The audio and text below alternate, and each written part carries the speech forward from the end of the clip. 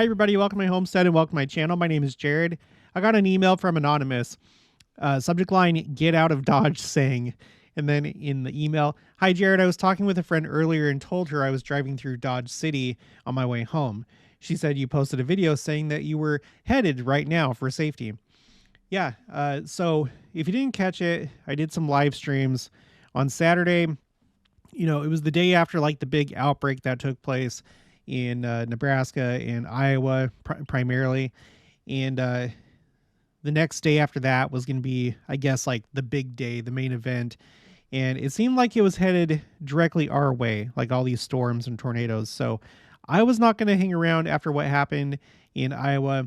Let me just kind of show you what went on. So I've already pointed out, I've mentioned this in a couple of videos, that interestingly, it seems, I think, it started with this tornado. And yes, according to NOAA's National Weather Service Storm Prediction Center, there was a tornado in the Salt Lake Valley. There were people saying, well, it wasn't a real tornado. Well, it's a real enough tornado for them. So you had this in the Salt Lake Valley, near the Ochre Mountain Utah Temple in daybreak. And then you had this big weather event take place where you have all these tornadoes that broke out. So you had this, I believe this was on Friday, and you had tornadoes that hit around the Omaha area, including Council Bluffs. In fact, one of my subscribers, Lori Hast, her home was hit. She sent me this picture, this screenshot. This is her home down here at the bottom. And then you can see her neighbors' homes. And, you know, I talked to her on Sunday, and she is going to have a GoFundMe set up. I think she said her cousin or somebody related to her is going to set up a GoFundMe. I don't have that yet, but I will be mentioning that in a future video. But thankfully, it looks like, I mean, I'm no expert, but her house doesn't look as bad as her neighbors. You never know. Maybe it has to do with her and protection in her temple covenants, because you do receive both spiritual and physical protection at times. But hopefully they'll be able to just rebuild her house and fix it up. I don't know yet, though. Maybe it's not salvageable. We don't know. But say a prayer for her, Lori Hast, and I will do the GoFundMe as soon as I get that link from her. But you had this took place, right? You had this take place, and then the next day on Saturday, they said was going to be the big event, like the peak, and it didn't really turn out that way. In fact, the peak of it was this day. Let me refresh it here. There we go. You see right here, tornado reports, 121 tornadoes. And I had shown this before. This is on Wikipedia's page called Tornado Records, where they have this table of most tornadoes in a single 24-hour period. And there's only 1, 2, 3, 4, 5, 6, 7 of them on here. The earliest one being the 1974 super outbreak. So they haven't updated this yet, but this was a relatively rare event that took place. So I was watching this, and then since the next day was supposed to be the big day, I was not going to stick around. I was going to get out of Dodge by going literally to Dodge City, because that was out of the path of these storms. So here, I have it up right here. So I live over here by Wichita, and the storms were like all up around here. And so we went a couple hours west to Dodge City, because things were looking good over there. So let's get back to the email. So Anonymous here was driving through Dodge City. And then her friend said that I was going to Dodge City, and then continuing until earlier this month, I had never been to Kansas. And right now I'm driving through Kansas for the second time in a month. When my family went to Texas for the eclipse, we didn't drive through Dodge. We just missed it. Or you could say you dodged it. I'm just kidding. Okay. But today my husband and I drove through Dodge. Since General Conference and the eclipse, I keep thinking about the phrase, get out of Dodge.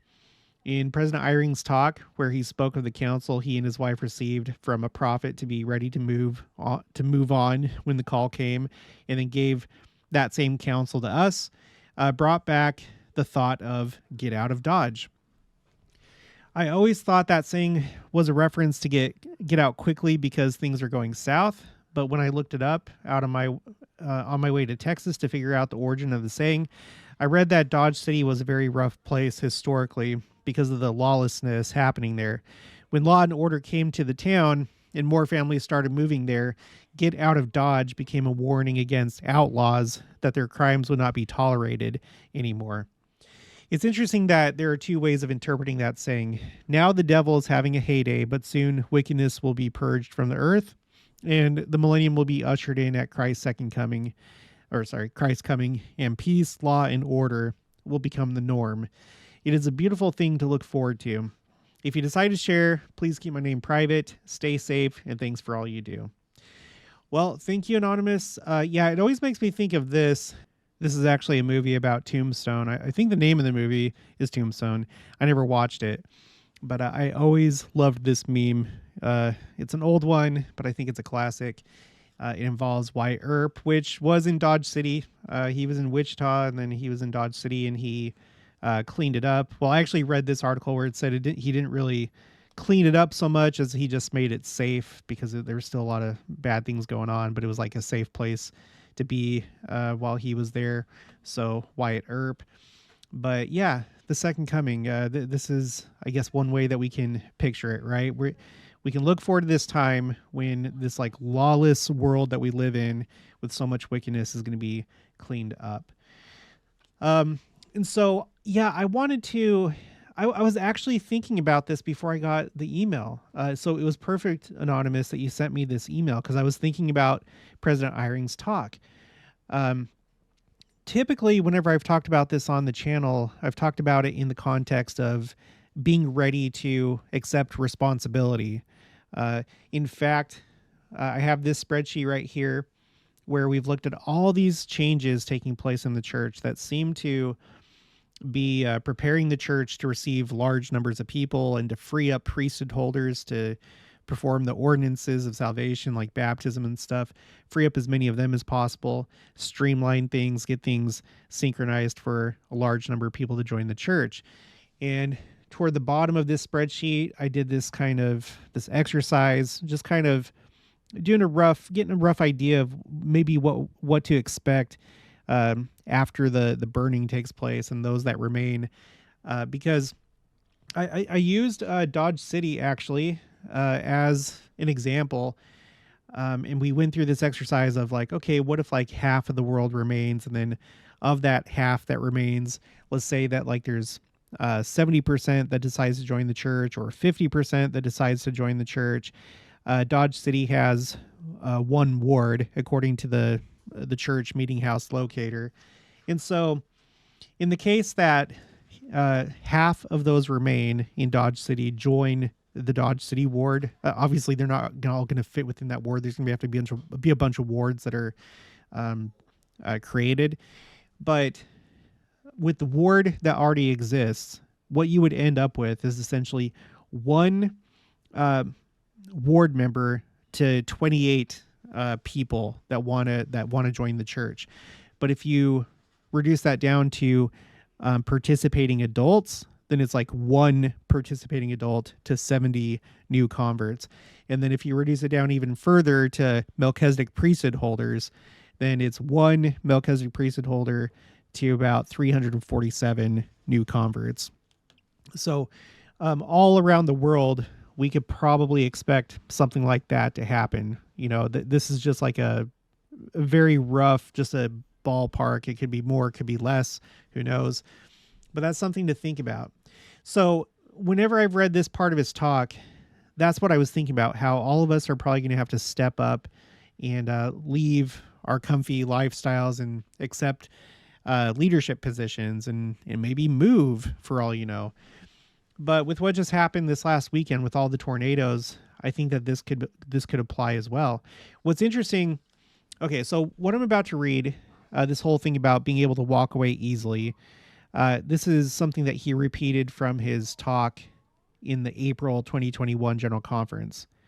So that's why it stuck out to me, is because he was repeating it, okay, just like 3 years later. But this time In this talk, he included this story about this natural disaster that took place. Him and his wife went to the temple because they had some friends that were getting sealed. And while they were at the temple, there was this Teton Dam that collapsed. And then a few cities were flooded, including Rexburg. And his kids were at home with the babysitter, and they had no idea if they were safe. But he felt a profound calm because he knew that they were sealed together as a family. So even if the worst happened, he knew that they were sealed for eternity. And that helped set his mind at ease. And then he goes into just kind of talking about the temple, the importance of the temple. And then later on, toward the end of his talk, he tells that story again. So this is what he says in this talk. Trials, now keep this in mind. Let's read this through the context of disasters as we approach the second coming. And maybe, the cleanup, the reconstruction effort after the second coming, like immediately after. Trials, challenges, and heartaches will surely come to all of us. None of us are immune from thorns of the flesh. Yet, as we attend the temple and remember our covenants, we can prepare to receive personal direction from the Lord. When Kathy and I were married and sealed in the Logan, Utah temple, then Elder Spencer W. Kimball performed our sealing. In the few words he spoke, he gave this counsel. Quote, Hal and Kathy, live so that when the call comes, you can walk away easily. End quote. Now, before I continue, think about that. Think about your current living situation and think about all of it being taken away if there's a disaster. Now, you know that I'm an optimistic person. I don't think things are going to be as dark and gloomy as some people portray it. Okay. I am of the belief that we've been going through quote unquote tribulation ever since this last dispensation started. We've had major world events. Many people, including members of the church, have gone through these trials, tribulations, disasters, judgments, and so on and so forth. And it's probably just going to continue to increase. We do have the account in the Book of Mormon of what the Nephites went through immediately at the time that Christ came to them. There was great destruction. We know that there's going to be a great earthquake and so there's probably going to be some pretty widespread destruction. I don't think that everything is going to be completely leveled, but think about your life right now, how involved you are in it, and building up your home, decorating it, making it nice, acquiring things, putting in a pool, getting four-wheelers, whatever, just doing what everybody does. You like work on your home and try to improve your level of comfort and have some of these other things that make life easier. And think about what's coming and how things could change in an instant. That almost happened to me just this last weekend. Thankfully, the storms ended up going just east of where I'm at. It's like I was like right on the. I mean, they just barely skirted us. Thankfully, thankfully for us, not so much for the people that are in southeast Kansas, but we dodged these storms, right? And then we also have Lori Hess that, it's unclear now what her home is going to be like, but she may return to it or may not. She may have to rebuild her home. I don't know, but this can happen to any of us at any time. And, we should probably think about that as we're reading this story. Again, he told the story of a flood that destroyed or really damaged a couple cities. And then he's talking about this. So it could be stepping up and accepting some leadership position, or it could be having to start over and start a new life. And so to help soften that blow, live so that when the call comes, you can walk away easily. And I talked about this in the live stream that we did afterwards. This one right here, Are You Prepared? We talked about 72-hour kits and having food storage and, just weathering these disasters. And I think that, honestly, I think me and my family, we are living in such a way that we can walk away easily if our house gets destroyed. We were able to just gather up the things that we really truly needed, that were most valuable to us. And if everything else was destroyed, it'd be sad, but I wouldn't be completely heartbroken over it, I don't think, because I'm not that attached to material things. I enjoy the stuff that we have, but what I care about more is people. I love my family and I love my friends, and that's truly where my heart is at, and that's my treasure, So, anyway, so live so that when the call comes, you can walk away easily. End quote. Continuing, initially, we did not understand what that counsel meant for us, but we did our best to live our lives in such a way that we would be prepared to leave to serve the Lord when the call came. After we had been married nearly 10 years, an unanticipated call did come from the Commissioner of Church Education, Neil A. Maxwell. The loving counsel given by President Kimball in the temple to be able to walk away easily became a reality. Kathy and I received a call to leave what seemed an idyllic family situation in California to serve in an assignment in a place that I knew nothing about. However, our family was ready to leave because a prophet in a holy temple, a place of revelation, saw a future event for which we were then prepared. And guess what? Now, President Eyring, a member of the First Presidency, is giving this advice to the entire church. So again, don't know what that means, but there's probably going to be a lot of changes before and after the second coming. Everything from new living situations to serving in the church. Everything. So be ready. I thought it'd be worth it to read when he shared this the first time in the April 2021 General Conference, because there's a couple interesting things here. Okay, he says, I experienced the same feeling when I married in the Logan, Utah temple. President Spencer W. Kimball performed the sealing. In the few words he spoke, he gave this counsel. Hal and Kathy, live so that when the call comes, you can walk away easily. As he said those few words, now listen to this. This is interesting. As he said those few words, I saw clearly in my mind, in full color, a steep hill and a road leading up to the top. A white fence ran on the left side of the road and disappeared into a row of trees at the top of the hill. A white house was barely visible through the trees. 1 year later, I recognized that hill as my father-in-law drove us up to that road. It was in detail what I saw when President Kimball gave his counsel in the temple. So that's really interesting. He had a vision of this place. And then continuing, when we got to the top of the hill, my father-in-law stopped by the White House. He told us that he and his wife were buying the property and that he wanted his daughter and me to live in the guest house. They would live in the main house just a few feet away.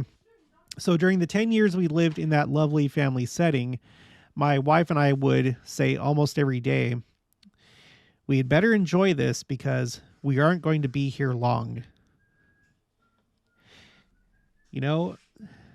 I think that's something that we should probably say within our families. We don't know what's going to happen, but he's giving this advice to the entire church. Something to apply to ourselves. Only in this most recent talk, April 2024, he talks about a flood event, right? But in this one, it includes this thing right here. We had better enjoy this because we aren't going to be here long.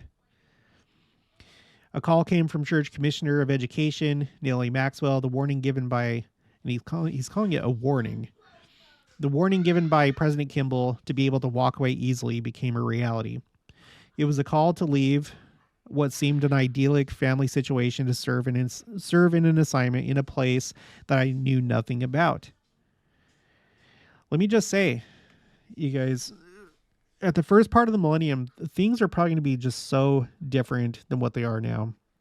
We don't really know the level of destruction that there's going to be or how society is going to change. Um, we talk about stepping up in church callings, but there may be things you have to do in your community, in your city, or your town that you live in. It may be more than just church. We read about the Nephites and how it seemed like they were basically going through like recovery operations after the destruction, trying to get civilization going again. So we may have to acquire new skills and be comfortable with doing things that we're not really familiar with, and just step up to the challenge. A lot of things are going to be reconstructed. I think families are going to be reconstructed. I am absolutely sure that there are going to be children, for example, who their parents are both telestial, counted among the wicked, and then they're left without a family, or they're left without parents. Would you be able to adopt them if they needed it? Be the ones to bring them into your family? So I think there's going to be a lot of unexpected things with this like major world event. We should not be too cozy with how things are right now, because things can change really dramatically. Okay, our family was ready to leave that blessed time and place because a prophet in a holy temple, a place of revelation, saw a future event for which we were then prepared. Yeah, so that's it. That's it for this one. Again, I know some of you scoff, but this started with this event that just took place. Started in Utah, or I think the first reported tornado was in Utah. And then it went, the storms came this way, and you had all these tornadoes and around Council Bluffs. So think about this. Again, Council Bluffs, that's near winter quarters. Or actually, I don't know if winter quarter. Okay, I don't know my history about like with this period of church history, but I know the winter quarters temple is in Omaha. But what I do know, you have Council Bluffs. That was the staging area for the pioneers to get all ready to make their trek west. And so I guess maybe in the context of this video, it's pretty appropriate that we're talking about Council Bluffs, because maybe right now we're in our staging area as we get ready to move into the millennium. Does it make sense? Does it make sense? It makes sense to me. But yeah, that's going to be it for this one. If you haven't already, please make sure to subscribe, like this video if you liked it, leave your thoughts and opinions down in the comments below. Also make sure to share it, and I'll talk to you guys later.